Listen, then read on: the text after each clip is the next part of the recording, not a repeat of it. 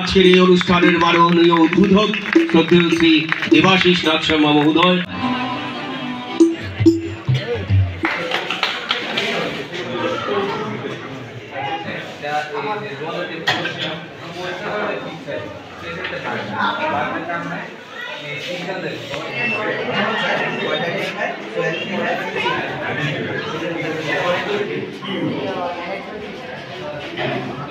তাদের যে উদ্ভাবনী যে চিন্তাধারা, যাতে যে নতুন নতুন চিন্তাধারা তার প্রচার প্রসার এবং বিকাশ ঘটানোর জন্য এইরকম বিজ্ঞান মেলা, বাল বিজ্ঞানীদের নিয়ে এরকম অনুষ্ঠান হচ্ছে।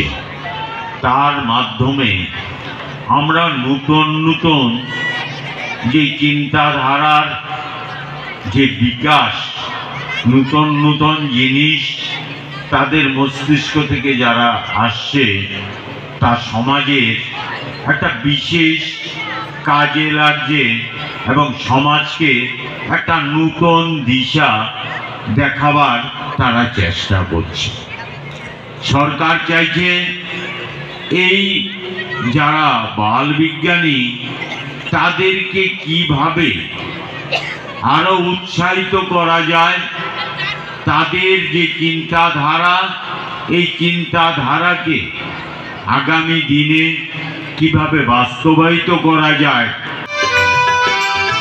বিদ্যালয়ে এসে তারা যে শিক্ষা অর্জন করছেন তার বহিঃপ্রকাশ ঘটানো, তাদেরকে উৎসাহিত প্রদান করা, তাদের মধ্যে থাকা গুণগুলিকে সকলের সামনে তুলে ধরা, এই প্রচেষ্টাই এই বিজ্ঞান মেলার মূল লক্ষ্য।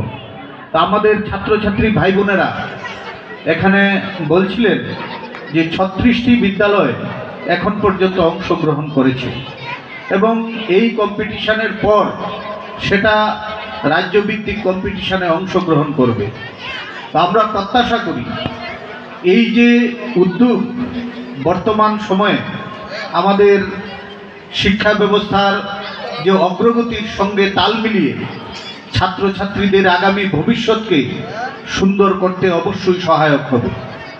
আমরা বলতে চাই যে লেখাপড়া জীবনের একটা গুরুত্বপূর্ণ বিষয়। এই লেখাপড়াকে আমাদের সর্বাধিক গুরুত্ব প্রদান করতে হবে।